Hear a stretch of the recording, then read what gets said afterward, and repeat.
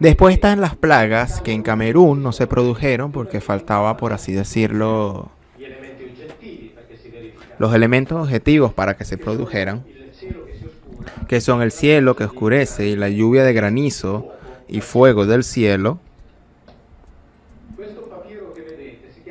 Este papiro que veis se llama papiro de Ipuwer. Se remonta al 1250 a.C., que se encuentra en Holanda, y dicen los egiptólogos que es la copia de un papiro de 3 siglos anteriores. Estamos alrededor del 1550 al 1600 a.C. Este papiro nos cuenta que en Egipto, en aquel periodo, que en el periodo al que nos estamos refiriendo, después os explicaré también la conexión con la época faraónica. Las aguas enrojecieron, el cielo se oscureció. Hubo una mortandad de hombres y animales, del cielo llovía granizo y fuego. Entonces tenemos el Éxodo que nos cuenta un evento aparentemente increíble. Tenemos el papiro de Ipower, que se remonta al mismo periodo y que parece contarnos exactamente el mismo evento. ¿Y por qué este evento habría ocurrido? Porque estamos en el periodo inmediatamente posterior a la explosión del volcán Santorini. Es decir, estamos en la época del faraón Amosé, el faraón que luchó contra los Isos y los derrotó dando lugar a la 18ª dinastía de faraones. Y recordemos que los Ixos eran faraones de estirpe semítica, y recordemos que la Biblia nos dice que vino un faraón que ya no conocía a José. Es decir, subió al trono egipcio un faraón que ya no es de linaje semítico. Y esto sucedió justamente en la época de Amose I, que entre otras cosas, curiosamente, en hebreo significa hermano de Moisés, pero este es solamente un hecho curioso. Bueno, este papiro se remonta en aquel periodo, el periodo del Éxodo, que remonta en aquel papiro la explosión de Santorini. Desde los sismólogos, obviamente, hipotizaron la reconstrucción, dicen ellos, habrían producido una columna de ceniza de 40 kilómetros de altura, así que lo que sucedió ahora en Islandia es un juego de niños.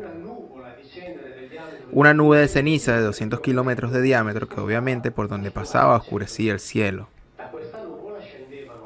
De esta nube descendía, como es obvio, lo que los sismólogos llaman la pilli, es decir, las partículas que permanecen incandescentes por mucho tiempo y después caen. Así como caen en forma de hielo los vapores de agua que subiendo muy alto se congelan.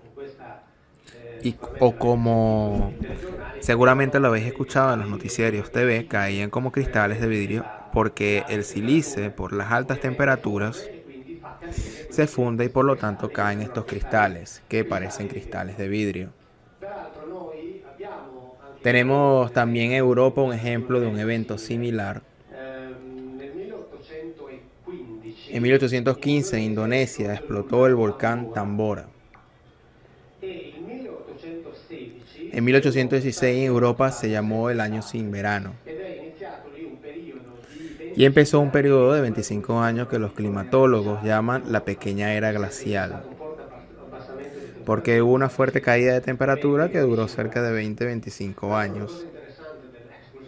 Entre otras cosas interesantes de la explosión del volcán Tambora es que en 1916 Mary Gerwin Shelley estaba de vacaciones con el marido Shelley y el poeta Brion en Suiza, en el lago de Ginebra, y por el efecto de este no verano del cielo constantemente oscuro de las continuas lluvias, los tres se pusieron de acuerdo para pasar o hacer pasar el tiempo e inventar cada uno una historia.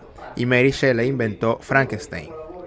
Así que una de las obras maestras de la literatura mundial se la debemos a la explosión del volcán Tambora, ocurrida un año antes. Por lo tanto, Europa se oscureció un año después.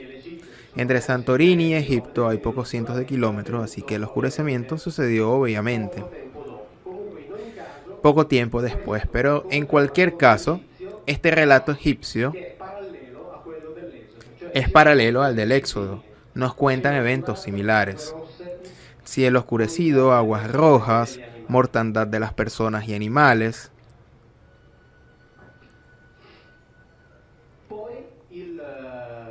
Después Yendo hacia adelante, el Éxodo nos cuenta la plaga más increíble de toda, que es la muerte selectiva de los primogénitos de Egipto.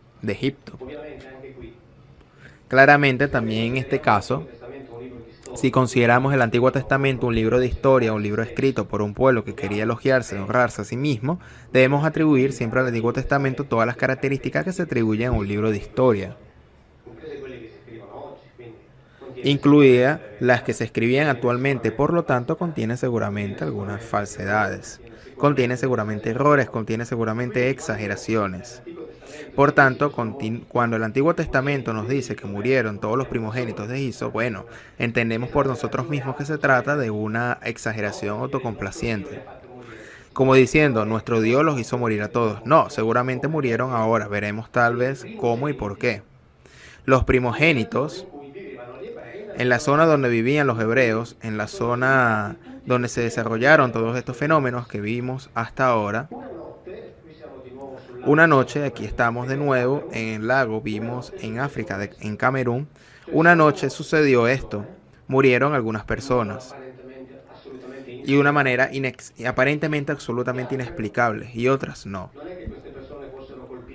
Estas personas no estaban afectadas por plagas, estaban muy sanas como todas las demás, dado que por suerte los investigadores estaban allí. Comprobaron esto. Todos los fenómenos sísmicos se produjeron en el enrojecimiento del agua, y todo lo que se produjo después llevó a la formación de gas que se filtraron de las aguas enrojecidas. Como los gases eran más pesados que el aire, contenían también monóxido de carbono, etc. Comenzaron a expandirse por la orilla del lago y mataron por asfixia a todos los que dormían en el suelo. Era suficiente estar de pie para salvarse. Murieron 1800 personas en la orilla del lago Níos, y murieron los que dormían en el suelo. Murieron esa noche.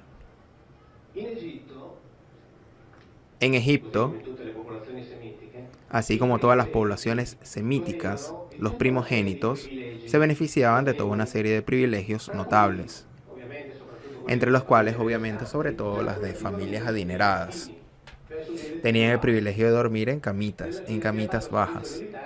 Quien ha hecho servicio militar sabe que cuando se duerme en literas, la posición cómoda es la de abajo. Entonces, seguramente, así como en Cancún murieron los que dormían abajo, en el suelo, planta baja, y es extremadamente probable que muchos primogénitos varones que vivían en la zona del delta de Nilo hayan muerto porque dormían en una posición que hasta aquella noche era privilegiada, y aquella noche se convirtió en mortal. Pero aún hay más. Hay más.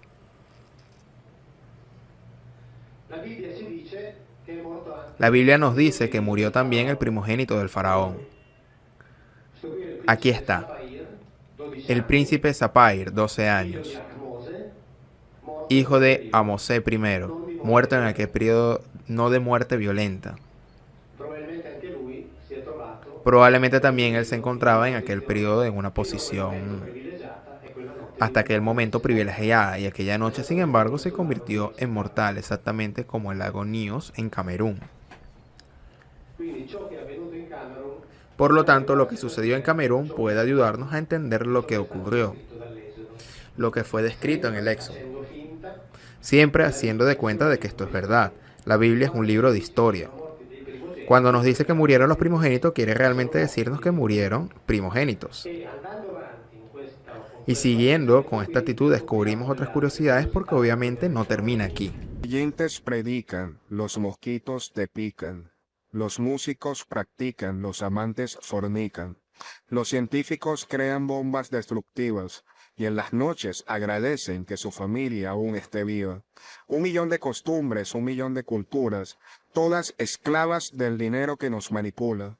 Al fin y al cabo, papeles con la cara de alguna persona con tantos defectos como cualquier mula. El planeta y la luna en órbita circulan, tal vez no son más que dos gotas de alguna laguna. Y tú creyéndote más que otros por tener dinero. Hormigas somos todos, solo cambia el hormiguero. Si al planeta no le hace falta un océano más, el mundo ya no necesita de una montaña más. Hay suficiente agua para quien sepa tomar y suficiente las cumbres por alcanzar y admirar. Al mundo ya no le hace falta más tecnología, y mucho menos si se trata de armas destructivas. 700 canales de televisión vacía, inodoros que te limpiarán, harán algún día. El mundo tiene demasiadas cosas en exceso, demasiados de muchos retrocesos y progresos, excepto por un gran factor escaso en estos tiempos. Ese factor se llama amor, y nada más que eso.